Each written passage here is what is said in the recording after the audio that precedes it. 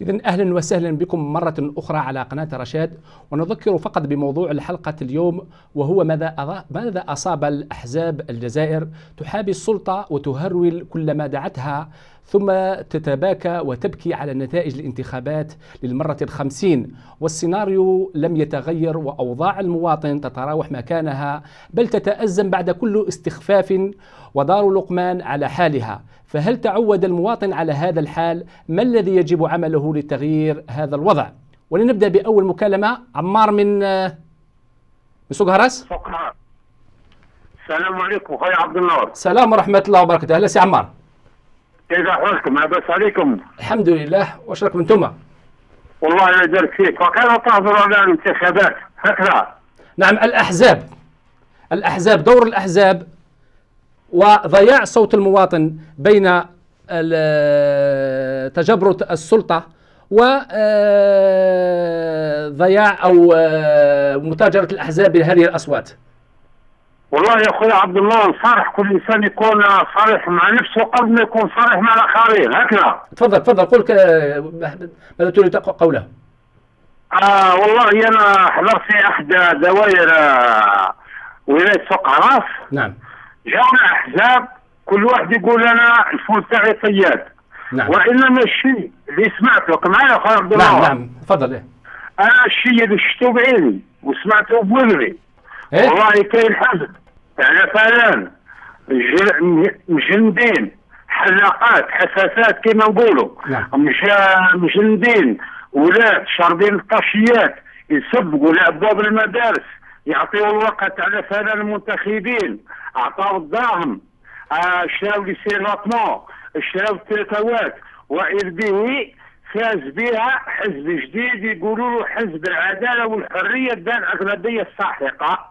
هنا يعني تحليل تاعي انا شغل الشعب تفطن شويه، مادام صوارك حرام هاد صوارك ناكلهم ومن بعد نضربك نهربوا في الصندوقه. وانا اقسمك بالله ما تاخمت وما رحت ما عطيت صوتي لواحد باش هكذا نداري نفسي. اول خاطر الصوت نتاعي راح نتحاسب عليه يوم القيامه، وهذا هو واش شاهدته انا بعيني. قلت جراو بالك راهو خسروا 1 مليار في الدائره تاعنا، وفاند كونت وقع راهو داها حزب جديد. كانت فلان عندنا قسمت على زوج، هربوا بينها منها زوج من الناس همشوهم، ولا غير راحوا جابوا لاغريمون تاع حزب العداله والحريه وكونوا قايمه ما شاء الله ويترأسها مدير متوسطه، ولا غير عطاو له نساء ورجال وبنات ودار اغلبيه الساحقه، وهما اليوم راهم يترجوه غير يعطيو له كان شويه صحه مقعده معاه. وبارك الله فيكم. وفيك بارك سي عمار، شكرا على هذه الشهاده. ناخذ مكالمه صهيب من عنابه. السلام عليكم ورحمة الله وبركاته يا أخي عبد النور. السلام ورحمة الله وبركاته. تفضل سي صهيب. الله يبارك. أبو صهيب تفضل. عبد النور أبو صهيب. نعم. إن شاء الله بالنسبة لهذه المداخلة قبل أن نتدخل أحيي كل الأحرار داخل الجزائر وخارج الجزائر، وخاصة على رأسهم أمنا الحبيبة أم أمين وأخي عبد المالك من سيتيف وغيرهم من الإخوة الطيبين. أما بالنسبة للمداخلة يا أخي الحبيب، المراقب للمشهد السياسي الجزائري يستخلص عدة نقاط. من بين النقاط هذه المهزلة أو المونولوج أو المسرحية التي أقيمت في الأيام الفارطة.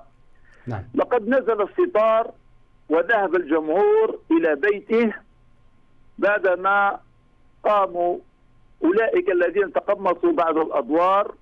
هناك من تقمص دور الراشي، وهناك من تقمص دور المرتشي، وهناك من تقمص دور الماشي بينهما.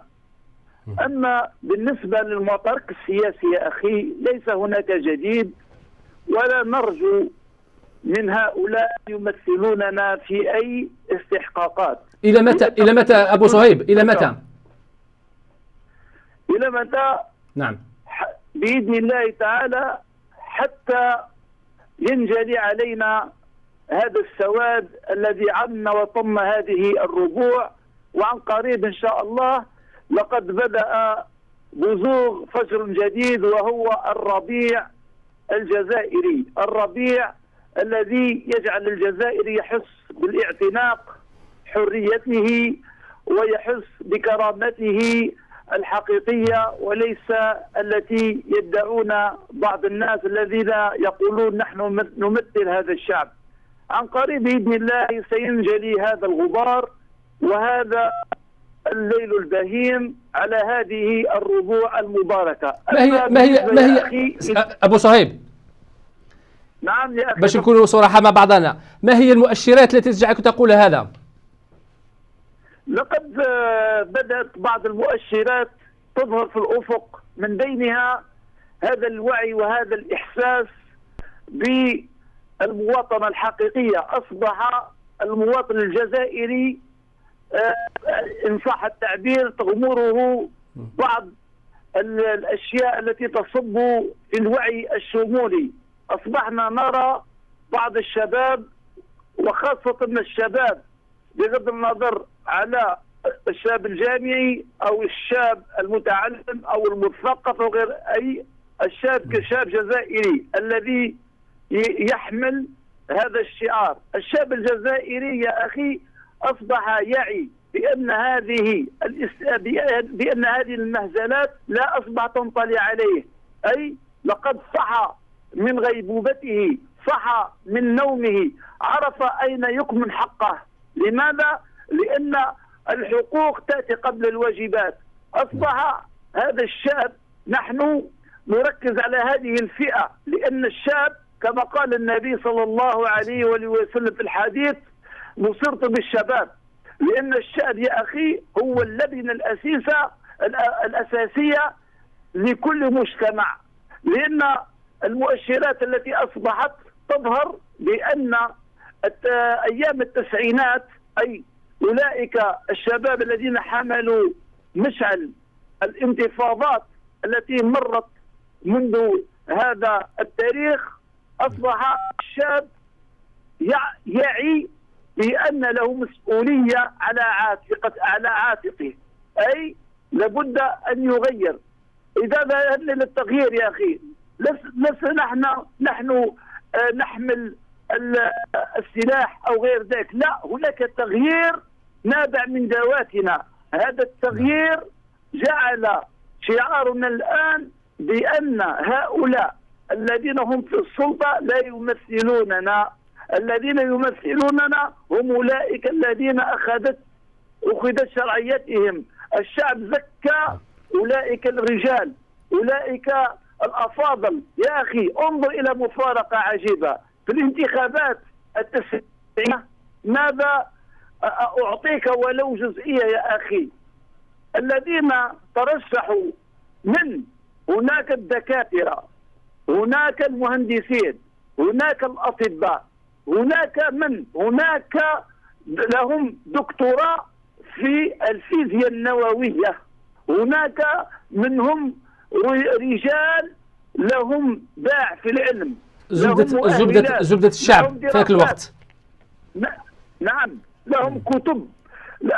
هذه هي الفئة، هذه هي النخبة التي همشت وأقصيت من المعترك. لماذا؟ عندما همشت وأقصيت من المعترك ماذا وقع؟ جاء في مكانها أناس لا يمثلون. انظر يا أخي إلى هذه الرداءة، إلى هذه الركاكة، حتى في اللغة لا يعرفون يفرقون بين الحروف. انظر إلى هؤلاء. إذا أراد أن يقول أبو صهيب، قال مناسب. أبو صهيب، نعم يا أخي. أبو صهيب، يقول قائل يعني هل نبقى نبكي على الأطلال منذ 20 سنة؟ ما هو العمل الآن؟ ما هو العمل الآن؟ انتخابات وقد ألغيت، انتخابات وقد ألغيت. الآن ما دورنا نحن؟ نعم، الدور الذي يكمن في أمر واحد، دورنا يكمن في أمر واحد، وهو معرفة الذات، التقييم. إذا أردنا أن ننهض إن شاء الله نقيم المراحل التي مرت بها الجزائر، نقيم هل هذا الشعب الجزائري في التسعينات ليس هو هذا الشعب يا أخي عبد النور. الشعب الجزائري في التسعينات إذا ذهبنا إلى كل المعتركات أو على جميع الأصعدة أي الصعيد الثقافي، الصعيد الاجتماعي، الصعيد السياسي. الشعب يوم ذاك كان له إن صح التعبير مواصفات. أما هذا الشعب يا أخي هو شعبنا، نعم نحن نحب هذا الشعب. ما جربت عليه وترجمت عليه بعض السياسات وبعض الدسائس وبعض المكر، ولكن الشعب هو شعب. على النخبة، هذا هو السؤال، على النخبة المثقفة. وأنا أناشد إخواني في الجامعات يوم ذاك عندما كانت تنهض الجامعة، عندما كانت الجامعة تقوم بدورها المنوط بها، كان الشعب يمشي وراءها. علينا أن نركز على الطلاب الجامعيين الذين لهم أيادي متوضية، لهم أفكار نيرة، لهم مراجع أن يستندون إلى تلك المراجع، هي مراجع القمم كشيخ العربي بن مهيدي والشيخ بن باديس والشيخ مالك بن نبي. ولدينا رجال، لقد أنجبت هذه الأرض الطيبة رجال ولا زال تنجب رجال.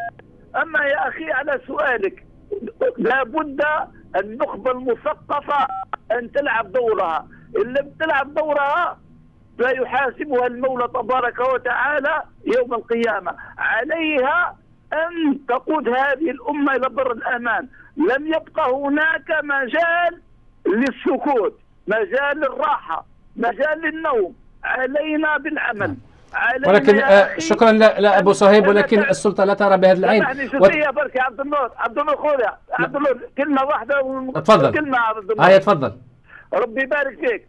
عليها هذه النخبة ألا تلعنها الأجيال التي هي الآن تنشو وتكبر، لأن الجيل يا أخي إذا لعن الجيل الذي قبله تلك الكارثة. على الأجيال أن تحمدها وتشكرها. وبارك الله فيكم يا أخي عبد النور. لا شكرا، واجب سي السلام عليكم ورحمة الله وبركاته. شكرا لك أنت يا أخويا.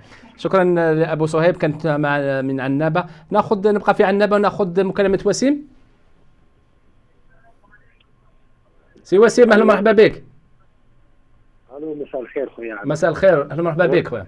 نشكرك ونشكركم على إتاحة الفرصة لنا لكي نتدخل عبر برنامجكم المحترم. وإحنا إذا حبينا نتكلم على الانتخابات في الجزائر يا أخي، الانتخابات راهي ضيعت المصداقية تاعها وضيعت الشرم تاعها. وإحنا يعني من الشعب الجزائري بعد قرب من الانتخابات هذه، ولينا نشوفوا تنتخب ولا ما تنتخبش خويا كيف الاحزاب اللي قاعدين يحطوا فيها كوسوا جديد ولا الاحزاب الجديده او الاحزاب القديمه، يعني عندها نفس الرؤيه وعندها نفس الحسابات الضيقه. يعني هاد المشكل هذا يا اخي عبد النور، انا في رايي انايا نشوف المشكل في الانتخابات هذه اللي قاعدين نشوفوا فيها، ولي كومبورتمون الشعب الجزائري ولي كومبورتمون تاع الجزائريين بعد راهو جاي من نقطه اساسيه جدا، وهي تحطيم المنظومه التربويه. المنظومه التربويه هذه راه خلاص النيفو تاع التعليم تاعنا كمستوى، يعني اللي في سواء في الليسي ولا في ولا يروحوا ميم في اليونيفرسيتي، راهم حطموا الناس. اول مشكله تاعنا راهي في التربيه الوطنيه. يعني ما نجموش احنا نصوتيو على حوايج اللي ما وصلناش نبداو نحكيو على الفوت وهذاك. لا المشكله راهي في القرايه تاع ولادنا. القرايه تاع ولادنا ما بقات حتى، يعني ما بقى لا مستوى لا، يعني في شغل عندك انفي بالتيه معمره، وعندك انترو من تحت اخويا قاعد يخرج هذاك الترو، هذاك قاعد يخرج منه ما يسببش الليكيد، قاعد يخرج هذاك الليكيد هذاك، والليكيد هذاك اللي قاعد يخرج على قد ما يفرغ اللي فيه هذاك يفرغ. يعني ان الفساد راهو بدا كيما انا عطيت المثال هذا باش ما تفهمني بركه. الفساد راهو في المنظومه تاع التربيه الوطنيه، وهو اللي وصلنا للكارثه هذه اللي راح نعيش فيها دوكا. هذا كل شيء انا شايف، ما نقول لك لا نظام لا معارضه لا والو، على خاطر ما عندناش المعارضه خويا. حنايا نعارضوا باش نقولوا شغل نطيحوا في الناس ونقولوا فلان فيه وفلان فيه وفلان فيه وفلان، بس حناش اللي قاعدين نخموا كيفاه نلقاو الحلول يلزم الكلام، مش قاعدين نخموا خويا فيهم. لا هذه. بارك الله فيك، شكرا سي وسيم على هذه المكالمة. نرجع إلى العاصمة، إلى أم أمين. أم أمين أهلا مرحبا بك. الو السلام عليكم الاخ عبد النور. السلام ورحمة الله وبركاته. أهلا مرحبا بك أم أمين. تحية يسلمك، تحياتي الخاصة لك والطاقم قناة الرشاد قناة الحرة. الله يسلمك. ونسلم مع الاخ عمار قبايلي والاخ عبد العزيز من الجزائر وعبد السلام بروكسل. فيما يخص الموضوع يا الاخ عبد النور، نبدا لك. شوف عندنا في الحراش هذا تزوير مياه على كل حال. لي غارديان تاع لا بريزون تاع الحراس اسمع مليح، هما ما يسكنوش هنايا، دايرين لهم كامل دي فوس ريزيدونس، دايرين لهم في 19 غو كوموندون حنافي بلفور. اسمع مليح، اسمع فيا الاخ عبد النور. نعم نسمعوا فيك. فوطاو هنا ويزيدوا يفوتوا في بلادهم، اللي جاي من الصيف، اللي جاي من البرج، اللي جاي من الصول، اللي جاي من بويره، يزيدوا يفوتوا الصباح والعشيه يروحوا يفوتوا لهيه، ولا يديروا بروكوراسيون مواليهم اللي من سوا لا رندي سوا لا فلان. هادو ما زوج، هذا ماشي تزوير. 100 ساعه كاين ابوبخي 5000 غارديان، سي ماشي كامل يسكنوا في هاد لي ولايه، مي لا ماجوريتي ماشي من الحراش. وهذه عينه من صغيره او عينه او نقطه في البحر. يعطيك الصحة. 19 غو كوموندون حنافي بلفور دايرين لا ريزيدونس تما. هذه وحده. دوزيامون تزوير هاكو شفتوها ترافيغ لي فيديو في كل بلاص. تخوازيامون راني نسقسي مسيو ولد قابليه كي قال لك 44% قبل ما يجوز الفوت. نقولوا يا مسيو قابليه ولد قابليه، كيفاش تعرف تعلم الغيب نتايا 44%؟ باللي ديجا راح يدوها 44% يفوتوا. كيفاش ما شفتش المخطوفين؟ واحد مخطوف ما شفتوش، وشفت الجزائريين 40 ولا 30 شحال انا سامع، شفت لو تو دو بارتيسيباسيون شحال راح يكون. مخطوف واحد ما قدرتش توري لنا وراه حي ولا ميت. يا للعار يا للعار على وزير كيما هذا يتكلم بهذا الشيء.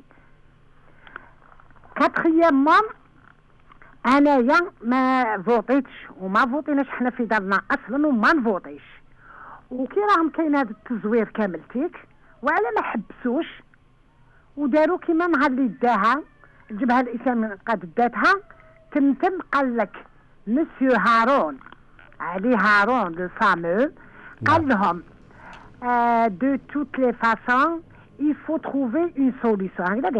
Il faut trouver une solution d'une manière ou d'une autre pour arrêter ce processus électoral. اليوم على ما يحبش الانتخابات هذوما والتزوير عن مباشر.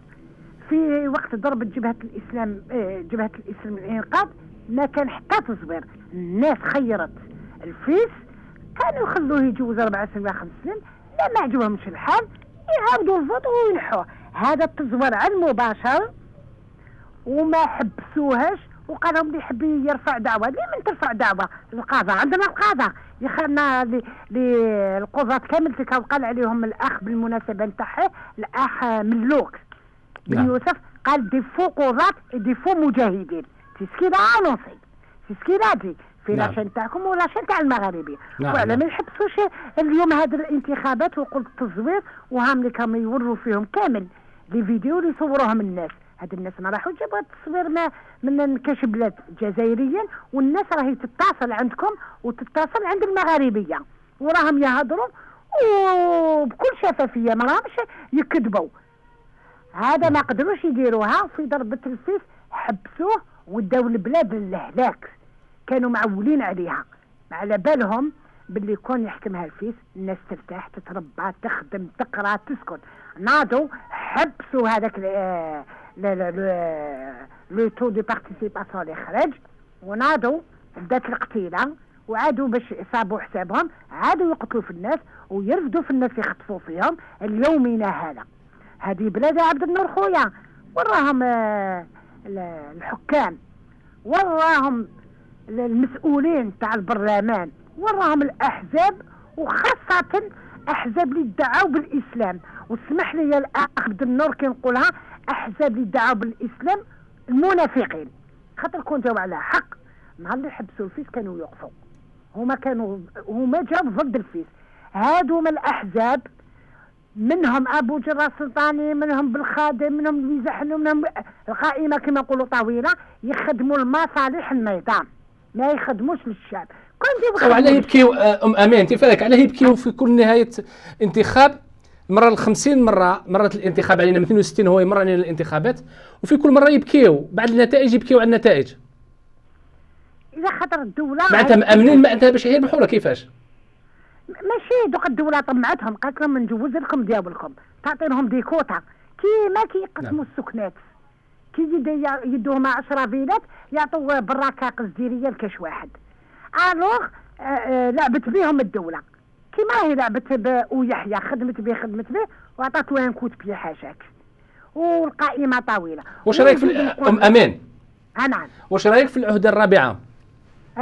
فراك واش راح تجيب؟ وعلاكش ما خدم بوتفليقه يزيد يرشح روحه، كنا انا في بلاصه والله العظيم. هو دار حسب السلطه تقول انه دار المصالحه. هل صحيح؟ يتكلمون على اي مصالحه، نهضر بالدارجه باش يفهم الشعب مساكن اللي راهم يكلخوا لهم. واش من المصالحه؟ المصالحه باش يغطي على لي جينيرو، باش يغطي على لا جوندارموري، على لا بوليس، على الشنابط، كاع اللي ارتكبوا جرائم ضد الانسانيه وخطفوا الناس وقتلوا الناس وداو البلاد للهلاك. يغطي دار المصالح. وراهي المصالحه الوطنيه. كي دار المصالحه كيف احنا في صالة حرشه قلنا له ولادنا كي جا عن بالنا قلنا مي انا جيتي با تيرمون شود، على بالي جاي ينتقم منا بوتفليقه، باسكو هو وجماعته هذوك تاع واسمهم لو جروب تاع جاو ينتقموا فينا. الله يستر. قالنا فوز انفون نو سون با دا موا بوش. ان بريزيدون دو لا ريبوبليك يهدر هكذاك، عيب وعار. من هذاك النهار دار المصالحه عليهم هما، ماشي علينا احنا يا عبد النور خويا. احنا ما على بالوش وما على بالوش بالشعب. شوف برك كيحبوا يتمسخروا بالشعب. اليوم هم كتبوا في النهار تحت قريتيت هم راح يزيدوا شويه في لا لوكاسيون توريستيك. زعما كيف تزيد في لا لوكاسيون توريستيك؟ نقول لك موضوع واحد اخر عبد النور خويا. وكيحطوا الناس الفيزا، هذه الناس ما على بالهمش بها، يخلصوا 800 كاك، لا طلبوا لهم الفيزا ها مسلكوا، لا ما طلبوش يدوا الدراهم. لا كومبليسيتي دي الجيريان. هذه نحكي لك على لومباساد دو فرانس. هذه ماشي سرقه، سي اون ارناك انديريكت من تحت لتحت. ما عطاولوش الفيزا، ادي لي فري هذوك تاوعك ورجع لهم 800 كاك باغ بيرسون، على بالك شحال راهم يدوا في النهار. وهذه دي موا ولي جون ومام كبار ويدي يحطوا يقول لك نحط بالك تجيني الفيزا. هذه ماشي سرقه، وراهي الدوله ديالنا لا خاطر ياكلوا معاهم وماشي هادو حكام فرنسا. خاطر كون جا واحد صح حر وليد البلاد ويبكي على البلاد ما يديرش هذا الشيء للشعب ديالو. واش داروا من لي فوت اللي نحاول فيس؟ هيا الفيس ماشي مليح، معليش ملي نحاول فيس حبسوه اليوم يناض وجدان. هم البراك 2012 نزل البراك، كنت تشوف كارثه. وانا يا ريت انا هدرت في المغاربه، يا ريت نهار اللي داروا الفوت كون كيفتحوا لي بيرو دو فوت ما واساوش في لي زيكول، ما قراوش الدراري الاربعاء والخميس ريكيزيسيوني لي زيكول، كون خلاو الدراري مساكن قراو خاطر الامتحانات وراحوا فتحوا لي بيرو دو بوست وين كاين الفوضاوي. هذوك البرارك داروا لي بيرو دو بوست يفوتوا الناس تما في البرارك باش يشوفوا الناس نهار واحد المعيشه كيفاش دايره في براكه. هذه يا بلادي يا خويا العزيز، ماش حكام سراقين مافيا. يعني نقولها كان اللي تقول لك ما تقوليش، نقول سراقين كذابين منافقين، والاحزاب لعنة الله عليهم لعنة الله عليهم لعنة الله. وراهم الراني ماشي كان مع الفيس دوك يسيتاب لا بيلفي راه في السينا. هذا عبد هدايا بالخادم. مره ساعات يدير القنور، ساعات يلبس كوستيم، ساعات يدير هذاك القشابيه ديالو يتمسخروا بالشعب. هادو ما دي بريزيدون دو بارتي، هادو ما دي بريزيدون يا عبد النور خويا. ما كان والو في هذه البلاد، راهم حاكمينها كما ينوضش الشعب. نقعدوا دائما هكذا في لا ميزير، دائما الشعب لتحت والناس كرهت كرهوا. هاك تشوف واش راه يصرى، المعيشه غاليه، السكنه ما كاش، الخدمه ما كاش.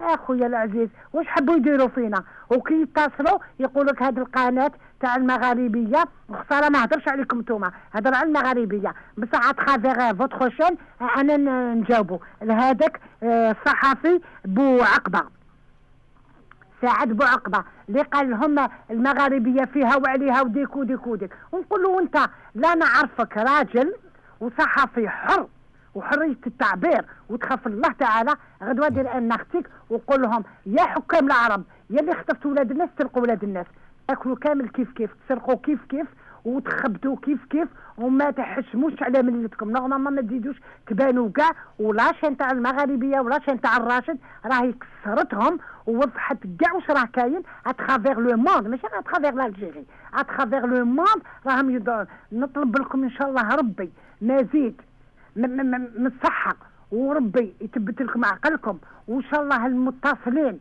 يكثروا عندكم يهضروا غير على المشاكل تاع الجزائر. هاك تشوف من الخارج يتصلوا اكثر من الجزائر لهنا مساكن، باسكو علاش غايدينهم لي زالجيريين كيفاش راهم عايشين. احنا بلاد الخير، احنا بلاد البترول، وراهم يديروا لنا.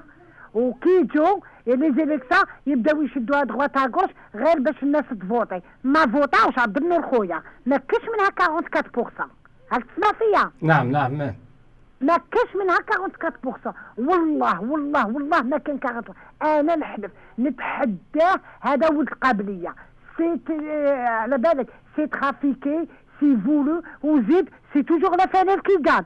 واش الفنان هادو ما عندك صح المجاهدين تاع الصح، هادو تاع الشكاره، هادو ماتك، هادو تاع الدراهم، هادو يحوسوا لمصالحهم ليهم لولادهم لنساهم لخاوتهم، ما راهمش سو سون با دي جون اونيت. شكرا لك أم مريم. الكلام شيق معك ولكن فيه مكالمات أخرى. شكرا بارك الله فيك أم مريم على هذه المداخلة. يسلمك. هيا السلام عليكم. مع السلامة الحاجة معي أم مريم، أبو مريم. الو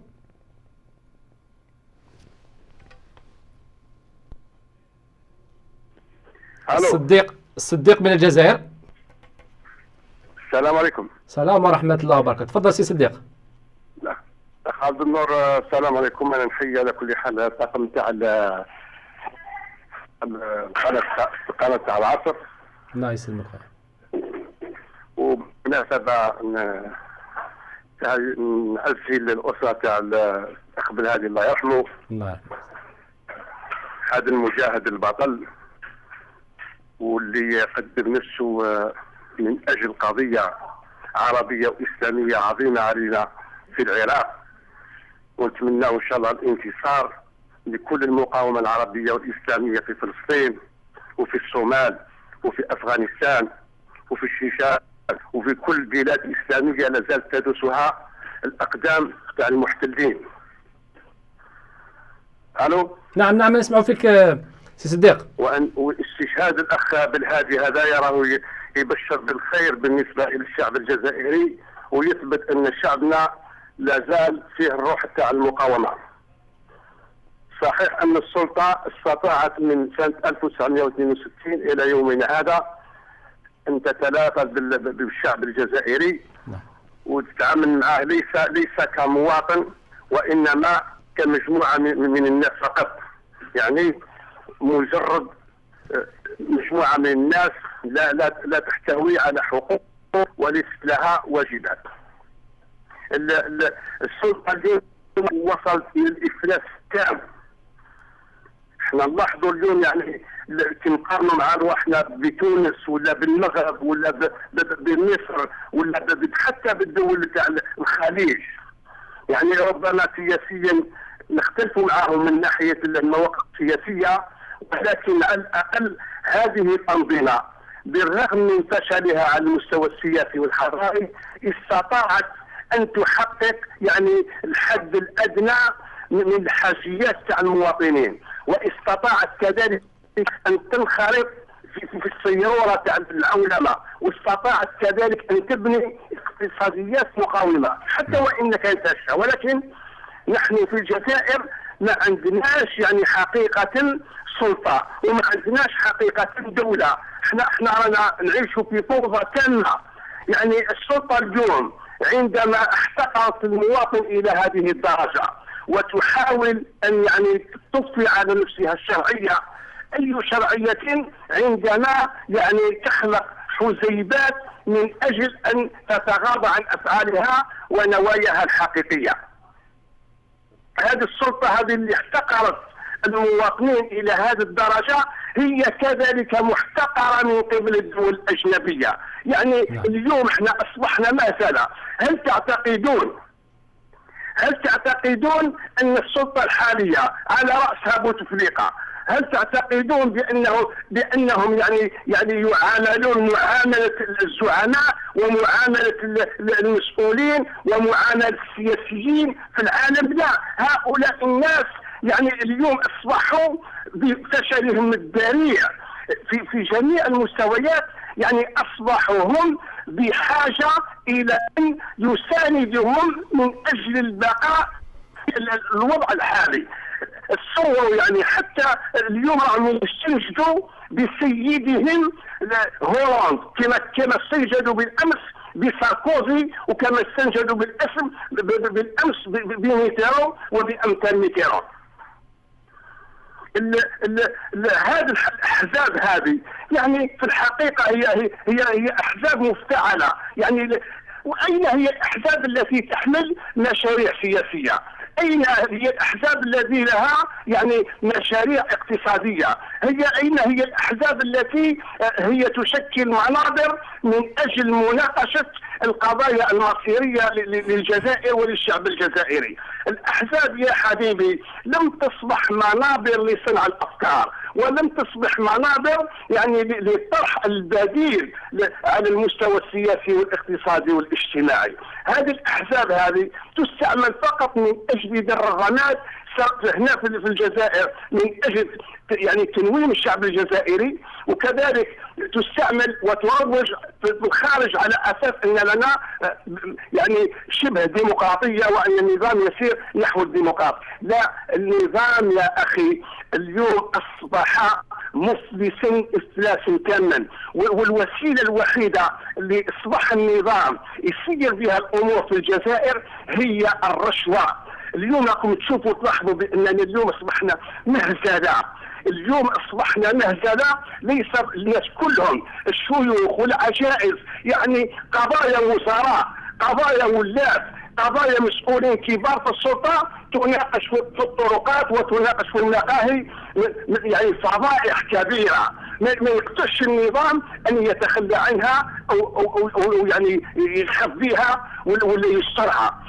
وتشوفوا يعني تصوروا يعني وين وصلنا اليوم في مساله الانتخابات هذه، بالرغم من انه يعرف بان الانتخابات وحدها ما تحققش الديمقراطيه.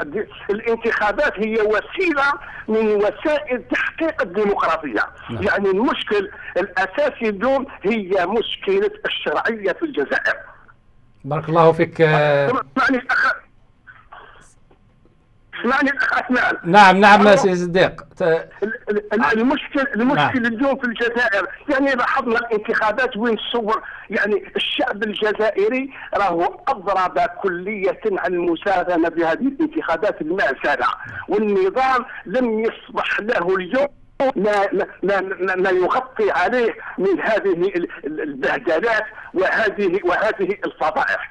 الرشوة هي كوسيلة وحيدة لتسيير أمور البلاد.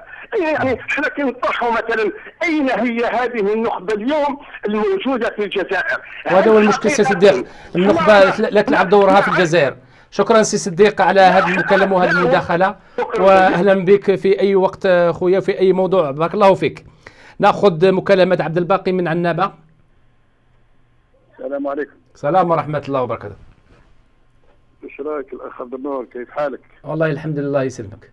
انتم كيفاش راكم؟ والله الحمد لله ونستحمد ربي الحمد على لله. كل حال ان شاء الله، كما كان يقول الرسول صلى الله عليه وسلم لما تضيق به الدنيا يقول الحمد لله على كل حال. احنا مؤمنين وعندنا ثقه في الله سبحانه عز وجل، ان شاء الله وسياتي يوم من الايام يجينا النصر ان شاء الله من عند الله، لما نتصالح بين انفسنا. سعد النور ينصرنا ربي ما تخافش. الموضوع على الانتخابات. نعم، الأحزاب، نتكلم عن الأحزاب، صوت المواطن، ضياع صوت المواطن بين السلطة الظالمة والسلطة المتجبرة والأحزاب المتاجرة بأصواته. الاحزاب اللي طبلوا ويغنيوا هذوك. نعم تفضل، ما رأيك أنت؟ هذوك راهم جمعيات كان يخدم بهم النظام، ومن بعد كي جا باش يدير لا كونسوماسيون راح داروهم دي بارتي. جينيرالمون سي دو لا كونسوماسيون، سي نو سون با دي بارتي اون جينيرال. ما يعرفوش الديمقراطيه وما يعرفوش ريجيم دو ماجوريتي وما يعرفوا حد شيء. هذوك ناس تاع نظام، خدمه من النظام. شوف سي عبد الله لازم تعرف حاجه، لو بوفوار اكتوال هذا راهو ما عندوش لا ليجيتيميتي، ما عندوش شرعيه من 62. قلناها احنا حكيناها. نعم. فهمت؟ ما عندوش ان فوندمون، ماهوش مؤسس. يعني كل ما يدير احنا كشعب، وخاصة احنا المعارضين الحقيقيين، مش المعارضة الشكلية هذيك اللي تكوافي هذيك وتقعد في ليزوتيل ودا. احنا المعارضين من 91 معارضين تاع الصح. فهمت؟ اعطينا طريحة للنظام. on a vraiment éclaboussé le pouvoir en 91 وبقى النظام في أزمة دستورية إلى يومنا هذا. واحد ما عنده لا ليجيتيميتي. Actuellement, personne ne possède la légitimité sauf le fils. حبيت ولا كره. احنا النظام ما عندوش شرعيه، ولا الشرعيه اللي عندنا ما عندوش شرعيه. اما يخص الاحزاب هذه سي دي فولكلور، هذه سي لا كونسوماسيون يعطوها للخارج. هذه قالها وعندنا واللي يشارك معاهم. شو نقول لك حاجه سي اللي يشارك معاهم. راك معايا؟ نعم ما نسمعوا فيك. راك معايا؟ يشارك معاه رب العالمين يأتم، والله يأتم رب العالمين. يشارك معاه لان شارك في ظلم، ومشارك في سوار تاع الشعب الجزائري اللي خرجها من التريزور بيبليك ويفقوهم هكاك عداء منثورا يفقوهم سون فوندمون. اللي يشارك في الانتخابات هذه يجازيها رب العالمين، مش يجازيها، يشنقوا رب العالمين. علاش؟ لان صار دي ديبي كو لو بوفوار الي فير لا فرود. اي دايور راك شفت لافير هذيك تاع الدسه اللي لقاوها هذاك لا فرود هذيك. نعم لا فرود ليغاليزي. بارك الله فيك. يعني اللي يشارك راح يدي اثم، مش راح يدي جزاء، راح يدي اثم. وش حتغير يرحم والديك في البلديه؟ قول لي يرحم والديك. انا عايش في الجزائر جو سي كومون سا ستاس. هذاك رئيس البلديه واش الدور تاعو يسني اللقمه تاع الوفاه وتاع الحياه، وحاشاك كومون ديراج لي زوردور، هذا كي سوكوب دي زوردور. هذا هو لو بريزيدون دو لا بي سي، باسكو لو شيف دايره عباك بها. لو شيف دايره سي لا دايره سي منزوع الصلاحيات. نعم. ما عندوش صلاحيات يا راجل. الصلاحيات من تجي من الشرعيه، وناس هذوم فاقدين الشرعيه. كيف تكون شرعيه يرحم والديك؟ متى يتم البنيان ان كنت تبني وصاحبك يهدم؟ انا من غير يهدموا يا راجل. هم يهدموا يا راجل، ما يخدموش. لو كان يحبوا يديروا الشرعيه، ولا كان الرجال تاع الصح كيما جدودنا كانوا رجال تاع الصح ووقفوا لفرنسا، عطاو طريحه لفرنسا، يديروا اون اسامبلي كونستيتيونت ويبروكلاميو لا دوزيام ريبوبليك ويشوفوا لا ديتيرميناسيون دي فورس بوليتيك. وين يروح الشعب؟ كما في النهضه في تونس. راك شفتي تونس الاخ عبد النور؟ نعم يا اخي التوانسه كانوا 56 سنه هما تحت الضغط. لما حلوا لهم باب واحد بعد ظهرت الحريات لاول خطره. شفت النتيجه كيفاش؟ انقلبت ان شونجمون راديكال دو 190 دوغري. كان ما كانش خويا عبد النور، كان ما كانش. صح سي سا ليكزامبل فوندامونتال. عملوا لنا اون اسامبلي كونستيتيونت وخلي الشعب يفوت. يا اخي قلتوا احنا تاع الفيس ما نعرفوش ودرحنا الانتخابات وكنا نضربوا وكنا نديروا وكانت عندنا 12,000 مساجد وكنا معليش هذه نحيو هذه. ديروا لنا اسامبلي كونستيتيون وشوف الشعب وين يروح، وجيبوا المراقبين. ومش تجيبوا المراقبين اللي بروسيو لكم، لا جيبوا تاع الصح وتشوف الشعب. ديجا لو بيبل نا با فوتي خويا عبد النور. وين المسرحيه هذه؟ يسيبوا مبلغ صوار والشعب ما يفوتيش. 12 مليون ابوبري كي سون با فوري. 12 مليون هذا سي عبد الباقي، هذا بشهاده النظام بحد ذاته. شكرا لك سي عبد الباقي. نعم شكرا لك سي عبد الباقي. الوقت شويه داهمنا. بارك الله فيك. ناخذ مكالمه شوقي من الجزائر. سي شوقي تفضل. الو السلام عليكم. السلام ورحمه الله وبركاته. واش راك خويا عبد النور؟ الحمد لله الله يسلمك. لاباس. تفضل سي شوقي.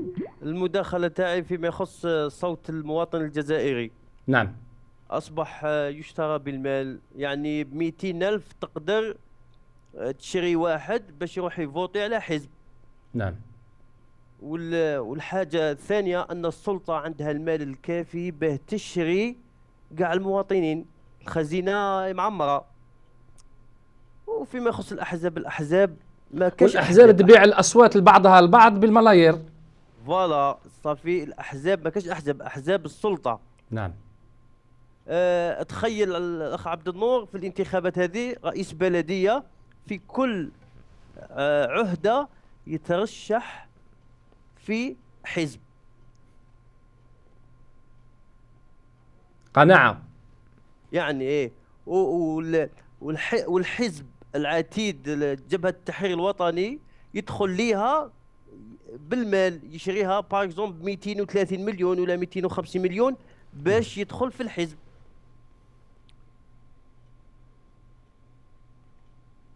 نعم تفضل كمل سي شوقي.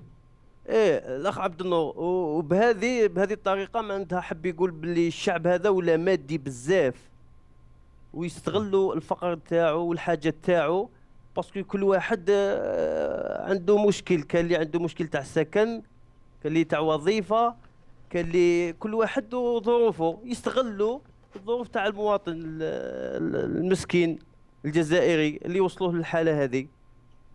ويعني صدقني خويا عبد النور، يعني اول مره نحس بالاحباط والياس من الانتخابات هذه، باسكو انا من الناس اللي قاطعوا الانتخابات وما راحوش فوطاو. الاحباط يعني في الاحباط من اي ناحيه؟ كي تشوف باللي رئيس بلديه يشري حزب باش يدخل يترشح على راس القائمه باش يفوز pour avoir le 3 mandats. دوكا عندنا باغ اكزومبل عندنا في المديه واحد من رؤساء البلديات هذه الموندا الثالثه.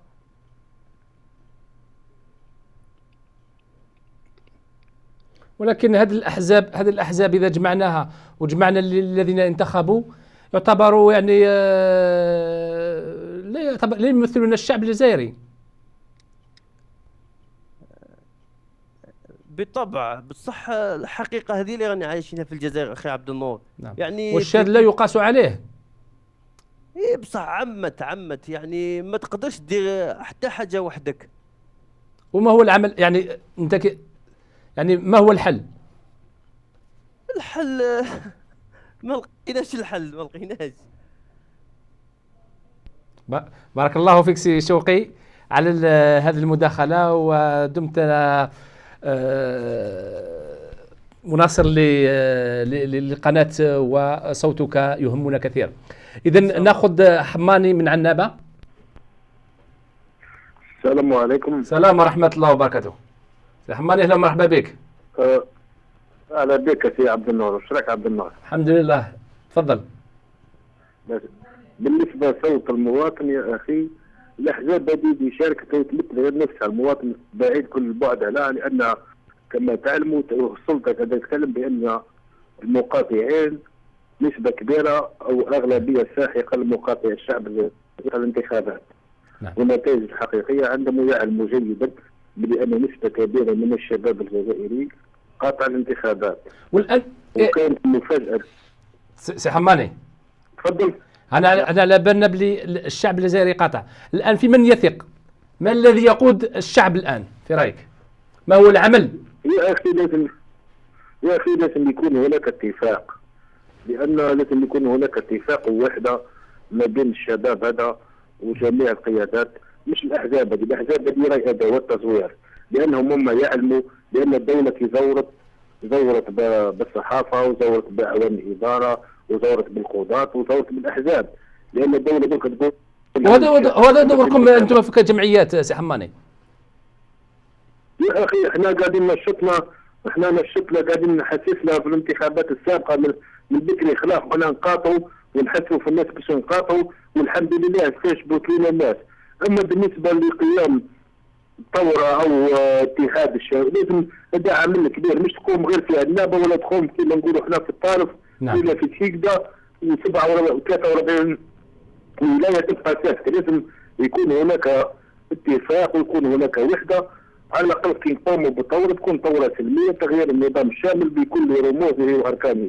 اما هذه الاحزاب يا اخينا هضرت معهم الاحزاب، هضرت من بعد القيادات تاعهم في الاحزاب هذه، هذاك واش قالوا لي بكل صراحه، قلت لهم في الثوره قالوا لي احنا ما ندخلوش الشعب هو اللي يقوم بالثوره، قلت لهم انتم راكم جزء من الشعب، الاحزاب الكل قالوا لي احنا ما ندخلوش، لكن شفنا لوازين القوى مالت الى الشعب ندخلوا ثم الصراع، قلت لهم حتى من وحدكم الصراع، انتم تدخلوا بس تسرقوا الثوره من الفاعلين الحقيقيين هم الشباب، لان هؤلاء الاحزاب يا اخي لا تراهن على خاسر، هؤلاء الاحزاب ما عندهم كل سواء كانوا يدعوا الاسلاميه ولا علمانيين ولا، لكن حتى الناس ما عنده حتى قيمه، ما عنده حتى مصداقيه يا اخي، كان بكري عنده قيمه دوك خسر كل شيء. هذه الاحزاب دوك اللي شاركت في الانتخابات بكل الامور راهم عباره عن ورق يا اخي، ما بقى الشعب فقد فيهم الثقه، فقد الثقه في الاحزاب وفقد الثقه في السلطه. لازم نجيو احنا وننظموا صفوفنا جيدا ونقوموا بالثوره التغيير السلمي شامل، نكنسوا النظام ونكنسوا مع الاحزاب الفاسده، لان الاحزاب هذه الفاسده هي اللي قاعده تعطي المصداقيه للنظام بمشاكل، لانهم يعلموا جيدا بالانتخابات المزوره قبل في ماي وزادوا دخلوا هم ادوات واش جمع بيناتنا بالاحزاب، جمع بيناتهم الطمع يا اخي، كنت عندهم نيه صادقه راهم نشاركوا في راهم قتلوا الانتخابات. لازم احنا تكون الوحده ويتفاهموا جميع الناس، وكي تكون الثوره تكون في 48 ولايه، مش في ولايه ولا في زوج ولا في ثلاثه ما عندهاش فاعليه، لازم نكونوا في كل جميع الولايات بطريقه سلميه بطريقه حضاريه، نتفاهموا نوصلوا الى قواسم مشتركه، فينا الاسلاميين فينا العلمانيين فينا اللايكيين، الهدف تاعنا هو تغيير النظام، وبعد كده نتفاهموا هنا في بعضنا يا اخي ومن بعد تكون الكلمه للشعب يا اخي ان شاء الله. بارك الله فيك سي حماني، الوقت شويه يدهمنا، ناخذ اخر مكالمات. اخ مراد من الجزائر، ناخذ اول اخر مكالمه. سي مراد اهلا مرحبا بك. السلام عليكم خويا عبد النور. اهلا مرحبا بك سي مراد. كي راكم لاباس؟ الحمد لله اخي عبد النور. والله الحمد لله، كي تكونوا لاباس نكونوا لاباس. الحمد لله اخي عبد النور، اللي يتفرج الشريط تاعكم اللي راكم ديروا كل يوم اخي عبد النور هذاك التاريخي يعرف باللي الامور ماشي جديده، امور قديمه من الثوره اخي عبد النور والاستقلال صارت فيها انحرافات.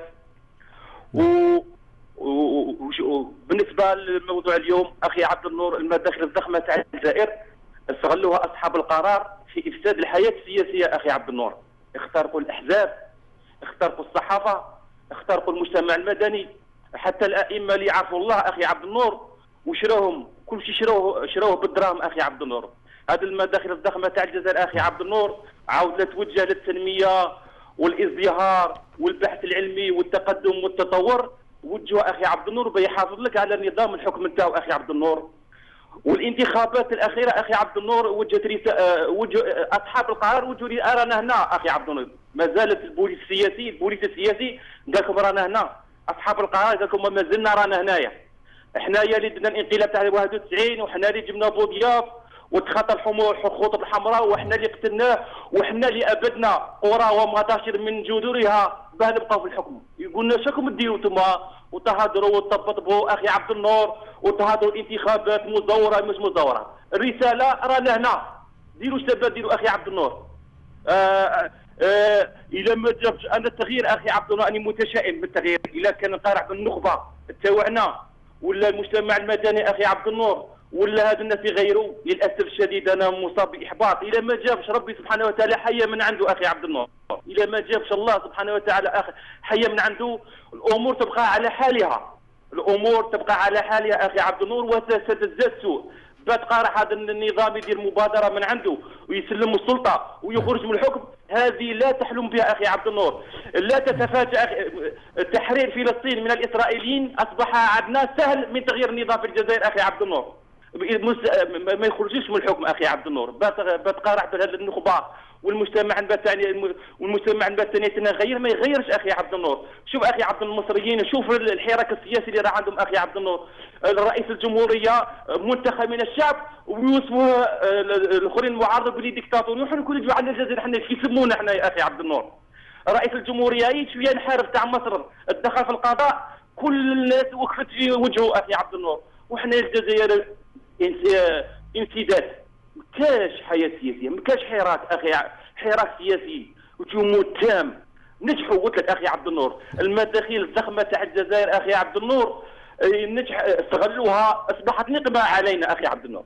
اصحاب القرار راهم عايشين في مستوى عالي من المعيشه، ما يخلكش من الحكم اخي عبد النور. لو كونستيسيونال تاع الوطن كاع تاعو حكم، كاع تاع المسودات تاع البيام كاع حومه كنت تبعها اخي عبد النور كاع توحهم، ما يخرجوش من الحكم اخي عبد النور. راهم هم عايشين في عيشه ما يسمعوش بينا كاع حنا يا اخي عبد النور، باللي الشعب كاع ما يسمعوش به اخي عبد النور. قلت لك هادو مستعدين يقتلوا نص الشعب الجزائري وما يخرجوش من الحكم اخي عبد النور. مانيش عارف انا اخي عبد النور الامور وراهي متجهه، ما عرفناش الى اين. والله هذه الجزائر هذه انا كنت الجزائر هذه تسال خير من هكا اخي عبد النور، راهي في مستوى عالي. وراه البحث العلمي تاعهم هذا اخي، وراه شي يصنعوا، شو الانتاج بوتفليقه القدار، بوتفليقه شو الانتاج تاعك، وراهي المصانع الضخمه، وراهي كيما شركه المراعي اخي عبد النور رانا نشوفها في ناسيونال جيوغرافي تاع الامارات ولا تاع السعوديه، شركه المراعي تاع الالبان، وراهي المصانع الضخمه اخي عبد النور. ما نصنع والو الجزائريين خارج اطار المحروقات. وين اخي عبد النور؟ انا نعتصر دم بلادي صرا لها هذا الانحطاط والمستوى الهابط اللي راهي ليه، الفقر، الزنا، انحطاط تام، مستوى ولا في قلت لك اخي مستوى مكاش. بارك الله فيك سي مراد على هذه المداخلة. إذن هل كتب الله على هذا الشعب هذه المعيشة الضنك وهذا الواقع المزري؟ وهل يقرر يوما هذا الشعب التكتل في جبهة وطنية تدافع حقا عن هذا الوطن المغبون أو هذا المواطن المغبون كذلك؟ لأن الحقوق تؤخذ ولا تعطى، وعندما يقرر الشعب يستجيب القدر، لأن إرادة الشعوب من إرادة الله. حتى ألقاكم في حصة جديدة. هذه تحياتي وتحيات فرقة الجزائر تسمعك، وسلام الله عليكم ورحمته وبركاته. العكازة منين معوجة من فوق، الشعب ما عنده علاه.